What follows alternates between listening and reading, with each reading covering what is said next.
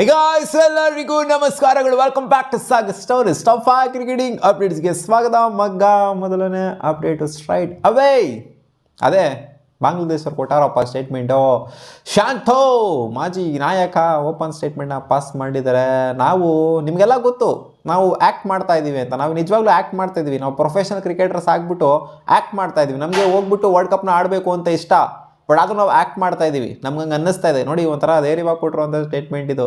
ಬಾಂಗ್ಲಾದೇಶ ಅವ್ರ ಕೈ ಸಿಕ್ಬಿಟ್ರು ಅಂತಂದರೆ ಏನೋ ಹಿಂಗೆಲ್ಲ ಹೇಳ್ತೀಯಾ, ದೇಶ ಕಣ ಮೊದಲು ನೀನು ವರ್ಲ್ಡ್ ಕಪ್ ಆಡಬೇಕಲ್ಲ ಹೋಗ್ಬಿಟ್ಟು. ಹೌದು, ಪ್ರೊಫೆಷನಲ್ ಕ್ರಿಕೆಟರ್ಸ್ಗೆ ಖಂಡಿತ ಚಾನ್ಸ್ ಸಿಗಬೇಕು, ನಾನು ಪ್ರೊಜೆಕ್ಟ್ ಆಗಬೇಕು, ವರ್ಲ್ಡ್ ಕಪ್ಪಲ್ಲಿ ನಾನು ಆಡಬೇಕು ಅನ್ನೋದೇ ಎಲ್ಲರಿಗೂ ತಲೆಯಲ್ಲಿರುತ್ತೆ. ಎಲ್ಲ ಪ್ಲೇಯರ್ಗೂ ಕೂಡ ಅದೇ ತಲೆಯಲ್ಲಿರುತ್ತೆ. ಯಾರು ಕೂಡ ಆಡಬಾರ್ದು ವರ್ಲ್ಡ್ ಕಪ್ ಅನ್ನೋ ಥರ ತಲೆಯಲ್ಲಿ ಇರೋದಿಲ್ಲ. ಬಟ್ ಸಿಚುವೇಶನ್ ನಮ್ಮನ್ನು ಈ ಥರ ಮಾಡಿಬಿಟ್ಟಿದೆ, ನಮ್ಮನ್ನು ಆ್ಯಕ್ಟ್ ಮಾಡಿಸೋ ಥರ ಮಾಡಿಬಿಟ್ಟಿದೆ ಅಂತ ಅವರು ಹಾನೆಸ್ಟಾಗಿ ನಿಜಾನ ಒಪ್ಕೊತಾ ಇದ್ದಾರೆ. Update number 2, India versus New Zealand T20 series ಏನು ಬರ್ತಾ ಇದೆ. ಇದಕ್ಕೆ ಫಸ್ಟ್ 3 ಮ್ಯಾಚ್ಗೆ ತಿಲಕ್ ವರ್ಮಾ ಅವರು ಅಫಿಷಿಯಲಿ ಇವಾಗ ರೂಲ್ಡ್ ಔಟ್ ಆಗಿದ್ದಾರೆ ಅಂತ ಕನ್ಫರ್ಮೇಷನ್ ಸಿಗ್ತಾ ಇದೆ.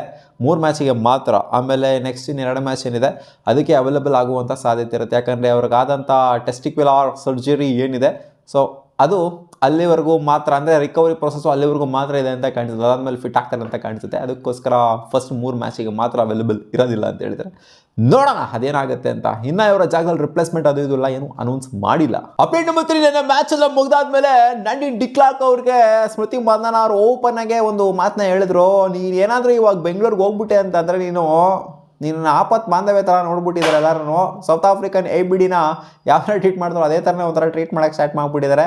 ಹೌದು ಗುರು, ಫಸ್ಟ್ನೇ ಮ್ಯಾಚನ್ನು ಈ ಥರ ಒಂದು ಬೊಂಬಾಟ್ ಪ್ರದರ್ಶನ, ಆಪತ್ತಲ್ಲಿ ರಕ್ಷಸಿರೋವಂಥವ್ರನ್ನ ಯಾವ ಥರ ಟ್ರೀಟ್ ಮಾಡ್ತಾರೆ ಬೆಂಗಳೂರಲ್ಲಿ. ಮಾಬ್ ಸೇರ್ಕೊಂಡ್ಬಿಡುತ್ತೆ, ಮುತ್ಕೊಂಡ್ಬಿಡ್ತಾರೆ ನನ್ನ ಜನ ಹಿಂಗೇನೆ ಅಂತ ಹೇಳಿದ್ದಾರೆ. ನಿಜ ಕೂಡ ಹೌದು. RCB ಪ್ಲೇಯರ್ಸ್ ಯಾರೇ ಬಂದರೂ ಮುತ್ಕೊತಾರೆ ಗುರು. ಬರೀ ಅವ್ರು ಮಾತ್ರ ಅಂತಲ್ಲ, ಇವ್ರು ಬಂದರೆ ಜಾಸ್ತಿ ಮುತ್ಕೊಬೋದು ಅಷ್ಟೇ. ಬಟ್ನಲ್ಲಿ RCB ಪ್ಲೇಯರ್ಸ್ ಯಾರೇ ಬಂದರೂ ಕೂಡ, ಅದು ಮೇಲ್ ಕ್ರಿಕೆಟರ್ ಆಗಿರಲಿ, ಫಿಮೇಲ್ ಕ್ರಿಕೆಟರೇ ಆಗಿರಲಿ, ಯಾರೇ ಬಂದರೂ ಕೂಡ ಮುತ್ಕೊತಾರೆ. ಶುಭ್ಮನ್ ಗಿಲ್ಲು ಡೈರೆಕ್ಟಾಗಿ ಹೇಳಿದ್ದಾರೆ, ಸೆಲೆಕ್ಟರ್ಸ್ಗೆ ಹೇಳಿದ್ದಾರೆ, I respect the selectors decision, all the best to the team for T20 world cup 2026 ಅಂತ ಹೇಳಿದ್ದಾರೆ. ರೆಸ್ಪೆಕ್ಟ್ ಒಂಥರ ಎದೆ ಮುಟ್ಕೊಂಡು ಹೇಳಿದ್ದಾರೆ, ಇಲ್ಲಾಗ ರೆಸ್ಪೆಕ್ಟ್ ಮಾಡ್ತೀನಿ ನನ್ನ ಡಿಸಿಷನ್ ಅಂತ. ತಿಲಕ್ ವರ್ಮಾ ಅವರು ಒಂದು ಕ್ಷಣ ನಮ್ಗೇನು ಅನಿಸ್ತು ಅಂತಂದರೆ, ತಿಲಕ್ ವರ್ಮಾ ಅವರು ರೂಲ್ಡ್ ಔಟ್ ಇನ್ನೂ ಗೊತ್ತಿಲ್ಲ ಏನಾಗುತ್ತೆ ಅಂತ. T20 ವರ್ಲ್ಡ್ ಕಪ್ ಭವಿಷ್ಯ ತಿಲಕ್ ವರ್ಮಾ ಅವ್ರದ್ದು ಇನ್ನೂ ಅದೊಂಥರ ಪೆಂಡಿಂಗಲ್ಲೆಲ್ಲ ಲೆಕ್ಕಾಚಾರ. ಅವ್ರು ಬಂದ್ಬಿಟ್ಟು ಆಡ್ತು ಅಂದರೆ ಕನ್ಫರ್ಮೇಷನ್ ತೊಗೊಬೋದು. ಫಸ್ಟ್ 3 ಮ್ಯಾಚಿಂದ ರೂಲ್ಡ್ ಔಟ್ ಆಗಿರ್ಬೋದು, ಬಟ್ ಇನ್ನೂ 2 ಮ್ಯಾಚ್ ಆಡ್ತಾರೋ ಆಡೋದಿಲ್ವೋ ಇನ್ನೂ ಅದು ಪಕ್ಕಾ ಕ್ಲಾರಿಟಿ ಏನಿಲ್ಲ, ನೋಡಬೇಕಾಗತ್ತೆ. ಸೊ ಇನ್ ಕೇಸ್ ಏನಾದರೂ ಇವರನ್ನು ಮಿಸ್ ಔಟ್ ಆಗ್ತಾರೆ ಅಂತಂದರೆ ಇವ್ರನ್ನೇನಾದ್ರು ರಿಪ್ಲೇಸ್ಮೆಂಟ್ ಆಗಿ ಅನೌನ್ಸ್ ಮಾಡ್ತಾರೆ BCCI ಅಂತ ನಾವು ಅಂದ್ಕೊಂಡಿದ್ದೀವಿ. ಕಾದು ನೋಡೋಣ ಅದೇನಾಗುತ್ತೆ ಅಂತ. ಒಟ್ಟಲ್ಲಿ ಇವರು ಸೆಲೆಕ್ಟರ್ಸ್ನ ಡಿಸಿಷನ್ ನಾನು ವೆಲ್ಕಮ್ ಮಾಡ್ತೀನಿ. ಇನ್ನೇನು ಮಾಡೋಕ್ಕಾಗತ್ತೆ ಸೆಲೆಕ್ಟರ್ಸ್ಗೆ, ಈ ಡಬ್ಬಾ ಡಿಸಿಷನ್ ನೀವು ಯಾವ ಕಿತ್ತೋದು ನನ್ನ ಮಕ್ಕಳು ಸೆಲೆಕ್ಟರ್ಸ್ ನನ್ನನ್ನೇ ಸೆಲೆಕ್ಟ್ ಮಾಡಿಲ್ಲ ಅಂತ ಹೇಳೋಕ್ಕಾಗತ್ತೆ. ಕ್ಯಾಪ್ಟನ್ಸಿ ಕೊಟ್ಟಿದ್ರೆ 2 ಫಾರ್ಮೇಟಲ್ಲಿ ನಿಭಾಯಿಸಪ್ಪ ಅಂತ. ಆ್ಯಂಡ್ ಪಕ್ಕಾ ಸ್ಟ್ರೈಟ್ ಅವೇ ಫಿಟ್ ಆಗುವಂಥ ಒಂದು ಪೊಸಿಷನಾಗಿ ಕೊಟ್ಟಿದ್ದಾರೆ 2 ಫಾರ್ಮೇಟಲ್ಲಿ. ಸೊ ಇನ್ನೂ ಅತಿ ಆಸೆ ಪಡೋದಕ್ಕಾಗೋದಿಲ್ಲ ನೋಡಿ. ಸೊ ಖಂಡಿತ ಸೆಲೆಕ್ಟರ್ಸ್ ಡಿಸಿಷನ್ನ ನಾನು ಮೇಲ್ಗಡೆ ಹಿಡಿತೀನಿ ಅಂತ ಹೇಳಿದ್ದಾರೆ. ಅಪ್ಡೇಟ್ ನಂಬರ್ 5, ರಾಬಿನ್ ಉತ್ತಪ್ಪ ಅವ್ರು ಮಾತಾಡಿದ್ದಾರೆ ಋತುರಾಜ್ ಗಾಯಕ್ವಾಡ್ ಅವರ ಬಗ್ಗೆ. ಅವರಿಗೆ ಆಪರ್ಚುನಿಟಿ ಅನ್ನೋದು ಕನ್ಸಿಸ್ಟೆಂಟ್ ಆಗಿ ಹೇಳ್ತಿರೋದು, 1-2 ಸಲ ಸಿಕ್ಕಿದೆ, ಇಲ್ಲ ಅಂತಲ್ಲ.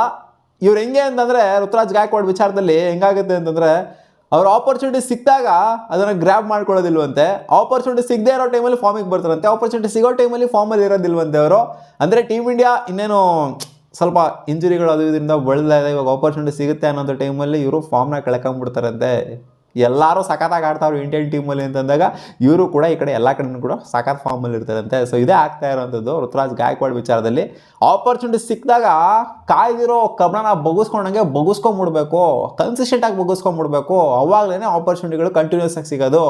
ಇವ್ರ ಕೇಸಲ್ಲಿ ಈ ಥರ ಆಗ್ತಾ ಇದೆ. ಹೋಪ್ಫುಲಿ ಗೋಯಿಂಗ್ ಫಾರ್ವರ್ಡು ಅವ್ರಿಗೆ ಅವಕಾಶ ಸಿಕ್ತು ಅಂತಂದರೆ, ಕನ್ಸಿಸ್ಟೆಂಟಾಗಿ ಅವಕಾಶ ಸಿಕ್ತು ಅಂತಂದಾಗ ಅದನ್ನು ಗ್ರ್ಯಾಬ್ ಮಾಡ್ಕೊತಾರೆ ಅಂತ ಅಂದ್ಕೊಂಡಿದ್ದೀನಿ ಅಂತ ಹೇಳಿದ್ದಾರೆ. ಒಟ್ನಲ್ಲಿ ಕರೆಕ್ಟಾಗೇ ಹೇಳಿದ್ದಾರೆ ಋತುರಾಜ್ ಗಾಯಕ್ವಾಡ್ ವಿಚಾರದಲ್ಲಿ. ಮತ್ತೆ ಸಿಗೋಣ ಮುಂದಿನ ವಿಡಿಯೋದಲ್ಲಿ ಗಾಯ್ಸ್. ಇಷ್ಟ ಆಗಿದ್ರೆ ಲೋಪ ಕ್ರಿಕೆಟಿಂಗ್ ಅಪ್ಡೇಟ್ಸ್ ನಿಮಗೆ ವಿಡಿಯೋ ಸ್ವಲ್ಪ ಇಷ್ಟ ಆಗಿರೋ ಒಂದು ಲೈಕ್ ಮಾಡಿ ಗಾಯ್ಸ್.